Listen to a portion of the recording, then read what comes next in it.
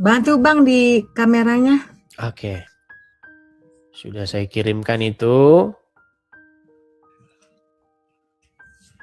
Silakan. Save ya Bang. Save, Oke. ya betul. Oke. Oke Bang, Ibu shalom email Bang. salam juga Kristen ya. Ya betul. Oke. Apa yang mau disampaikan ini? Enggak, sekarang kayaknya agak aneh aja nih sama si Abang.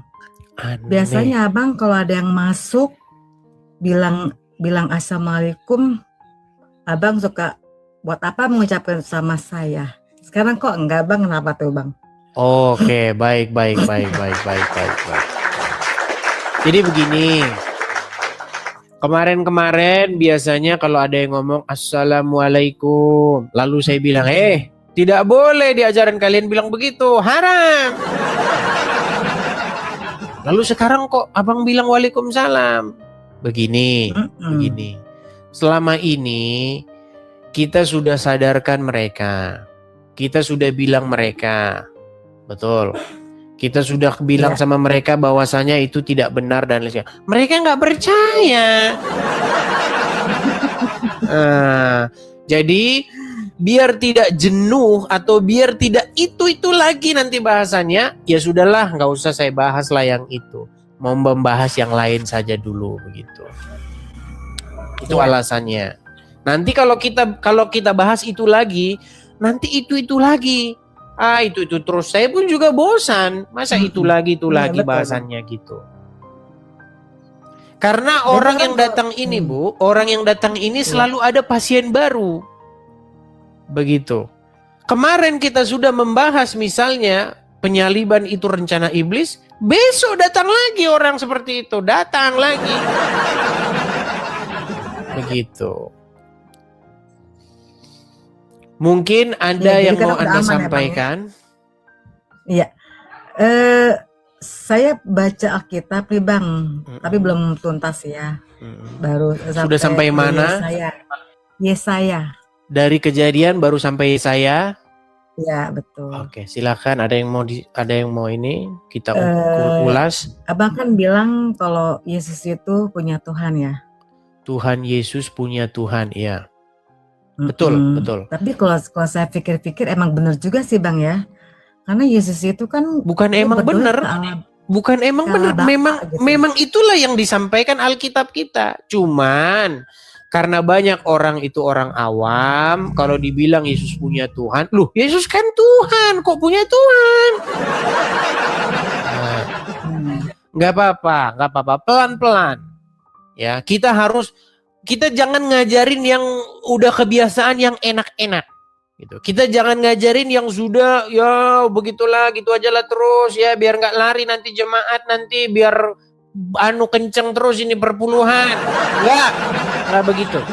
Kita harus sampaikan apa yang sungguh-sungguh Alkitab ajarkan kepada kita.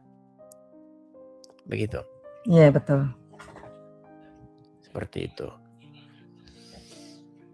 Iya sih Bang, emang bener Bang. Saya juga berpikir kok Tuhan Yesus berdoa gitu. Berarti ada yang lebih di atasnya dari Tuhan Yesus, yaitu ya Allah kita itu tidak boleh mengingkari bahwa Tuhan Yesus memiliki Tuhan, memiliki Tuhan. Siapa Tuhannya Tuhan Yesus? Yaitu Bapa di sorga yang mengutus dia.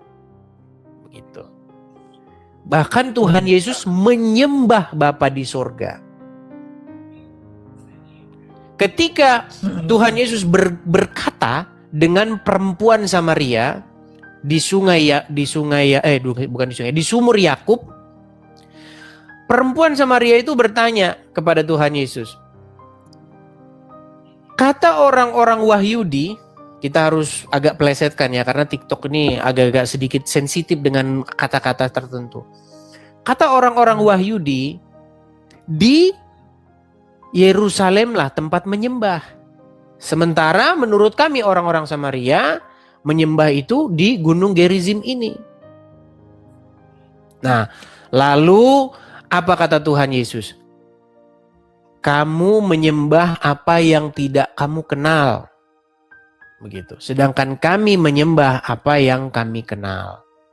Seperti itu. Bahwa ada tiba masanya nanti bahwa orang tidak menyembah baik di Yerusalem maupun di Gunung Gerizim, melainkan menyembah Dia dalam roh dan kebenaran. Begitu. Jadi Tuhan Yesus sendiri mengatakan, kami menyembah. Begitu. Apakah Tuhan Yesus menyembah Bapa di surga? Jelas itu tertulis di dalam Alkitab. Gitu. Oh, iya. Kalau orang masih mengingkari itu, ya belajar Alkitab lagi lah. Baca dulu, baca terus. Baca. Begitu. Tetapi apakah orang-orang menyembah Yesus? Iya. Kita menyembah Yesus. Loh, Bang, kok menyembah Yesus nggak menyembah yang disembah Yesus? Nah, ini salah. Ini Anda, pola pikir Anda salah. Begitu. Kenapa kita harus menuhankan Yesus? Karena itu keinginan Bapa di sorga. Nah, cuman banyak orang nggak tahu menuhankan. Makanya ini terus-menerus saya ajarin nih, pelan-pelan saya ajarin. Begitu. Apakah Yesus menuhankan Bapa di sorga? Iya. Apakah kita wajib menuhankan Yesus? Wajib kita menuhankan Yesus. Dan menuhankan Bapa di sorga dan menuhankan Roh Kudus. Begitu. Masalahnya itu orang nggak ngerti menuhankan. Dipikir orang menuhankan itu adalah menganggap sesuatu itu adalah sejenis makhluk tertentu. Itulah menuhankan. Makanya orang tidak tahu definisi menuhankan uang. Ada orang yang menuhankan uang, ada orang yang menuhankan perutnya. Ada orang yang menuhankan hawa nafsunya. Orang berpikir menuhankan uang itu artinya menganggap uang adalah sejenis makhluk tertentu. Padahal menuhankan uang adalah membuat diri kita menjadi hamba uang itu. Menuhankan uang artinya membuat diri kita dikuasai oleh uang itu. Sehingga diri kita, pikiran kita, hidup kita hanya uang. Begitu. Sementara yang dimaksud menuhankan itu artinya membuat diri kita itu takluk dan mengikuti Dia. Itu menuhankan itu. Makanya setiap orang Kristen wajib menaklukkan diri dan mengikuti Roh Kudus. Itu maksudnya menuhankan Roh Kudus. Setiap orang Kristen wajib menuhankan Yesus. Membuat dirinya takluk, tunduk, diperintah oleh Tuhan Yesus. Itu maksudnya. Dan Tuhan Yesus sendiri menuhankan Bapa di surga.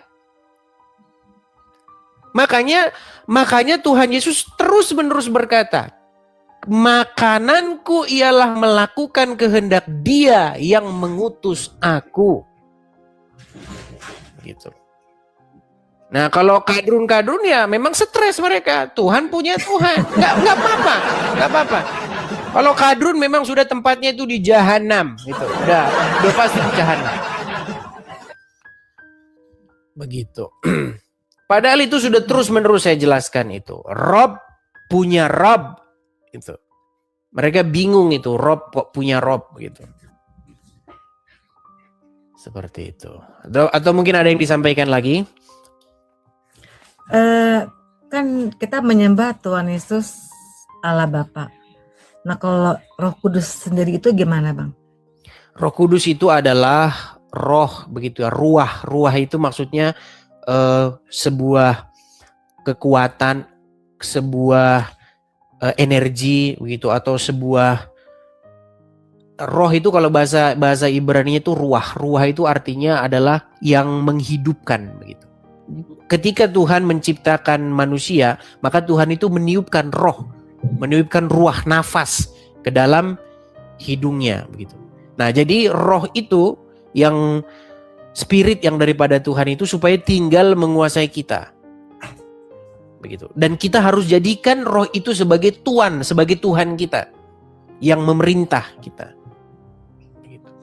Makanya Tuhan dengan Tuan itu sebenarnya kata yang sama. Lawan katanya itu adalah hamba. Begitu. Jadi kalau artinya Roh Kudus menjadi Tuhan, itu artinya Roh Kudus itu memerintah, merajai kita. Dia mengendalikan kita supaya kita ngelangkah ke kiri atau ke kanan begitu. Nah, banyak kadrun-kadrun itu nggak tahu bahwa dirinya itu dirajai oleh itu. Nah, yang di kuburan itu. Makanya saya terus menerus itu bilang, terus menerus Drun, sadar Drun, Tuhanmu itu yang dikubur itu Drun, yang dikubur itu. Begitu. Itu terus menerus itu. Makanya begini, saya kalau melihat ada orang Kristen berdebat dengan Kadrun, orang Kristen ini masih bilang bahwa Tuhannya dia bukan di dalam yang dikubur itu. Ini udah perlu sekolah lagi nih, sekolah apologet nih. Iya. Betul Bang. Selama kamu berdebat dengan Kadrun, kamu bilang bahwa Tuhannya Kadrun itu bukan yang dalam kubur, kamu harus sekolah apologet di sini. Seperti itu. Tuhannya mereka itu yang dikubur itu, karena itulah yang mengendalikan mereka itu. Yang jadi raja di hati mereka itu yang di kuburan itu. Begitu. Tapi katanya Allah itu ciptaan Muhammad Bang. Apa benar Bang? Jadi begini. Nanti kalau kita bicara seperti itu nanti dibilang penistaan agama ini. Kita undang saja lah ya. Undang saja yang memang memiliki ini orangnya langsung begitu ya. Jangan tidak ada orangnya nanti kita ngomong begitu. Oke, hanya itu saja Ibu Imeli. Iya Bang, saya gak pernah tanya sih sama gembala saya gitu ya. Apakah benar itu Yesus itu punya Tuhan gitu. Tapi dia jawabnya sih enggak lah, satu tubuh ya, roh Tuhan Yesus sama Allah Bapa gitu. Makanya jadi banyak orang gini. Tapi beneran Bang Edis gitu dibanding sama gembala saya itu. Kalau salah kebenaran dan logikanya ya Bang ya. Kayaknya kan karena Tuhan Yesus berdoa sama Allah Bapa kan. Berarti memang benar ada lebih di atasnya lagi dari Tuhan Yesus yaitu Allah Bapa. Iya, cuman bahasa-bahasa seperti itu memang agak sedikit nanti digoreng-goreng lagi ya. Gini, di dalam Alkitab saya kasih tunjuk ayatnya. Nih, saya kasih tunjuk ayatnya ya. Ya. Biar kita ngerti apa sih yang benar-benar diajarkan oleh Alkitab kita. Karena banyak orang-orang itu nggak seneng kalau Tuhan Yesus itu menghormati Bapa. Nggak usah. Jangan Yesus jangan menuhankan Bapa, jangan. Lawan aja dia. Kenapa banyak orang berpikir seperti itu? Nih saya akan tunjukkan. Ya. Apakah ketika Tuhan Yesus menuruti Bapa di surga, melakukan perintah Bapa di surga, maka Tuhan Yesus menjadi hina? Tidak. Gimana sih? Pola pikir kita di mana ini? Aduh. Coba ya kita buka 1 Korintus 11 ayat yang ketiga. 1 Korintus 11 ayat yang ketiga. Iya. Bukankah kita bernyanyi hormat bagi Allah Bapa, hormat bagi anaknya. Terus orang bilang, nggak usahlah hormat kepada Allah Bapa, hormat kepada Yesus. Yesus jangan hormati Bapa, nggak usah. Anda gimana? Anda ini udah kena pengaruh Kadrun. Gimana sih? Jangan begitu. Bukankah di dalam pengakuan iman kita, pengakuan iman rasuli kita yang kita ucapkan setiap hari Minggu apa? Aku percaya kepada Allah Bapa, Khalik langit dan bumi, pencipta langit dan bumi. Aku percaya kepada Yesus Kristus, anaknya yang tunggal. Kan itu. Baru yang ketiga, aku percaya kepada Roh Kudus. Begitu. Jadi jangan digabung-gabungin. Oh, berarti Yesus itu Bapa di surga. Berarti Yesus berdoa kepada dirinya sendiri. Gimana ini orang ini? Aneh ya Bang ya. Gara-gara kebiasaan berdebat dengan Kadrun, dia trauma. Begitu loh. Ditanya, Yesus Tuhan? Iya. Yesus berdoa kepada siapa? Kepada Bapa. Bapa Tuhan? Iya. Katanya Tuhan satu. Iya ya. Oh, berarti Yesus berdoa kepada dirinya sendiri dong. Ada yang seperti itu Bang, ada. Ya banyak orang berpikir seperti itu jadinya. Padahal dia tidak tahu apa itu Tuhan. Nah ini coba ya, kita tampilkan nih. Kelihatan ya? Ya. Nih. perhatikan ya.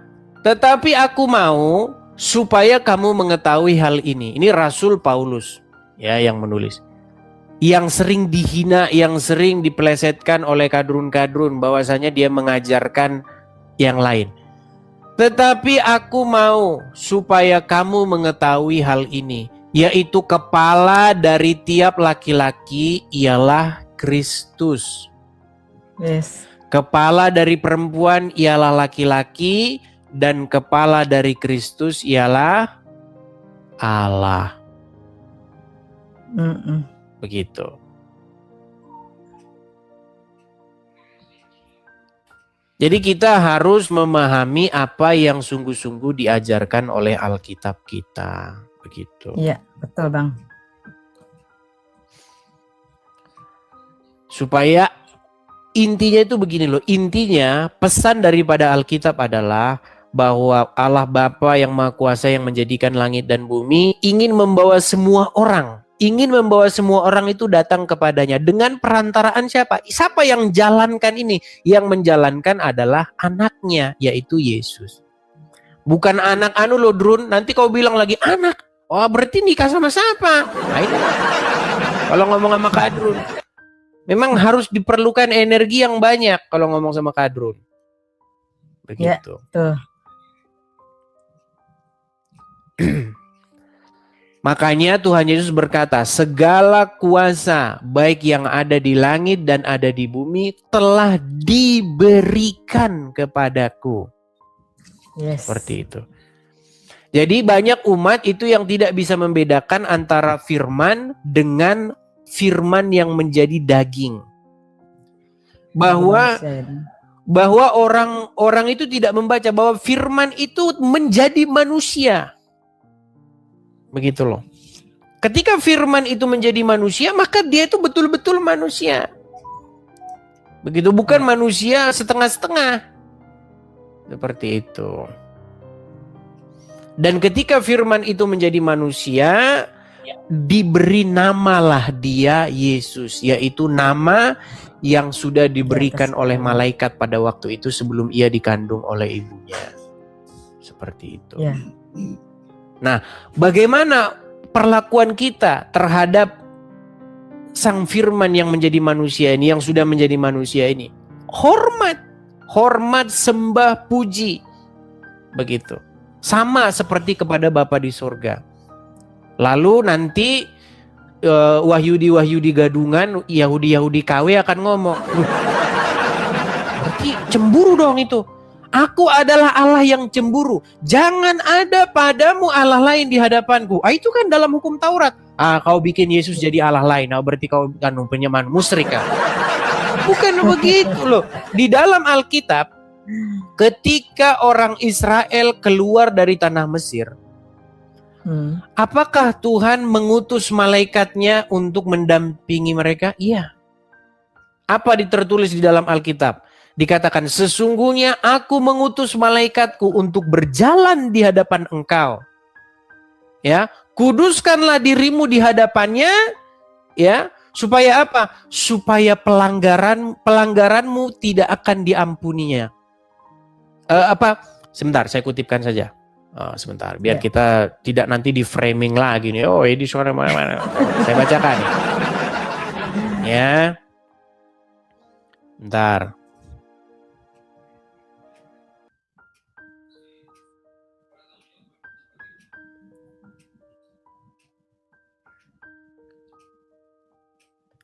Nih, saya akan tuliskan ya. Saya akan bacakan ya. Di dalam Keluaran pasal 23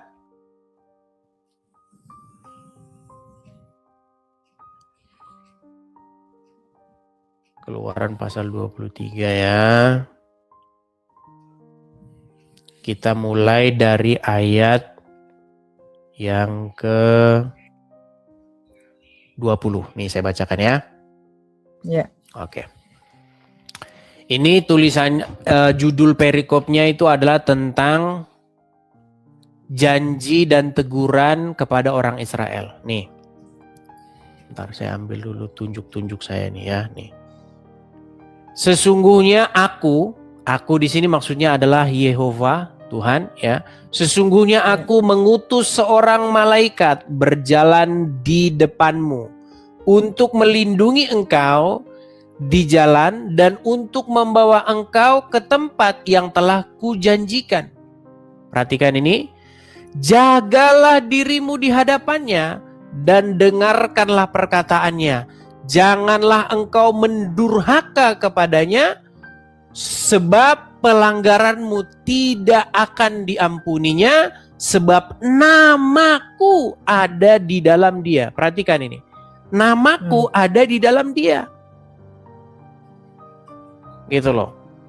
Jadi malaikat ini itu menyandang nama Tuhan. Perhatikan, Tuhan tidak pernah memberikan namanya kepada berhala. Aku tidak akan memberikan namaku dan kemuliaanku kepada berhala. Begitu. Nah, Tuhan Yesus itu menyandang nama Yahweh. Tuhan Yesus itu menyandang nama Tuhan. Makanya melihat Yesus itu sama dengan melihat Bapa di surga. Tapi bukan berarti Yesus Bapa di surga, bukan. Seperti itu. Nah, makanya kalau misalnya ada orang Wahyudi gadungan ya, macam si siapa itu, yang pura-pura tempatnya uncup itu kan Wahyudi gadungan itu. Islam tapi ngaku-ngaku Yahudi gitu kan. Nah, itu kasih aja. Nah, kalau memang seperti itu adalah penyembahan berhala, nah berarti ini malaikat Tuhan ini yang berjalan di depan orang Israel ini, yang mewakili Tuhan ini, nah ini berarti menghormati dia itu nggak boleh, ya nggak boleh, tidak begitu. Ya, makanya kita harus membaca Alkitab secara utuh, secara penuh, seperti itu. Ya, betul Bang. Seperti itu. Jadi Tuhan Yesus itu bukan Allah lain, ya. Tuhan Yesus bukan Tuhan yang lain, tetapi dia Tuhan atau Allah yang datangnya daripada Bapa di surga. Begitu juga dengan Roh Kudus. Roh Kudus itu bukan Tuhan yang lain, bukan ilah lain. Sehingga kalau kita menuhankan Roh Kudus, berarti kita musyrik nih. Bukan. Kalau kita mengilahkan yang lain, contoh menuhankan Allah, menuhankan siapa, itu baru jelas-jelas itu adalah ilah lain, begitu. Ya. Seperti itu. Makanya hukum yang pertama itu di dalam perjanjian hukum Taurat itu jangan ada padamu Tuhan lain atau ilah lain, sebuah otoritas yang lain, jangan gitu. Harus dia saja. Nah, Yesus datangnya daripada Bapa di surga, seperti itu. Ya. Memang memahami Alkitab itu kadang-kadang ada perkara-perkara yang kecil saja memang menimbulkan tergelincir. Iya. Waktu saya diskusi dengan si Malik itu yang pemahaman oneness itu. Kan kalau misalnya Tuhan Yesus itu adalah Allah, tetapi dia bukan Bapa di surga, nah itu artinya menurut dia berarti Tuhan Yesus itu adalah Allah yang lain. Nah, ini logika yang kurang sempurna. Saya kasih contoh. Contohnya beginilah. Misalnya ibu di dalam sebuah perusahaan. Ada satu tim di situ. Atau gini sajalah, di dalam sebuah pasukan tentara. Ibu masuk dalam 100 anggota pasukan tentara. Terus sang pemimpin berkata begini, jangan ada pada kalian itu pemimpin lain selain daripada saya. Itu jenderalnya ngomong begitu. Gak boleh ada pemimpin yang lain selain daripada. Cuman saya pemimpin kalian. Tiba-tiba sang jenderal ini bilang, kalian semua yang 100 orang, ikutin ini Joko. Ya, kalian harus ngikut apa kata Joko ini. Apapun kata yang diperintahkan Joko, laksanakan. Coba. Menurut logika Anda, Joko ini menjadikan Joko ini sebagai pemimpin itu melanggar apa yang saya omongin nggak? Padahal saya kan tadi ngomong, jangan jadikan pemimpin selain daripada saya. Iya. Coba gimana? Coba memahaminya. Karena banyak orang tergelincir di sini. Coba gimana kira-kira? Silakan. Ya karena kan Allah Bapa sendiri yang mengutus Yesus Iya, untuk disembah. betul. Jadi Joko ini boleh nggak dijadikan pemimpin? Iya, karena disuruh sama yang mimpin, Iya, gitu loh. betul Bang. Itulah yang memimpin itu kayak gitu caranya, gitu loh. Masa dia orang, karena kau bilang kemarin yang mimpin hanya kau, berarti saya nggak mau lah. Bodat, saya itu sebagian cara saya mimpin kamu. Gimana sih? Kan gitu. Cara saya mimpin kamu itu, memimpin itu artinya kamu nurutin saya. Nah sekarang saya suruh kamu nurutin ini. Itulah cara saya mimpin kamu. Cuman karena mungkin ada prajurit-prajurit yang IQ-nya jongkok, lalu dipahami, kemarin kau bilang harus ngikutin kamu. Sekarang masa saya ngikutin dia? Yang ngikutin dia itu artinya ngikutin saya, pean. Gitu maksudnya. Cuman banyak orang tidak nangkap-nangkap seperti itu.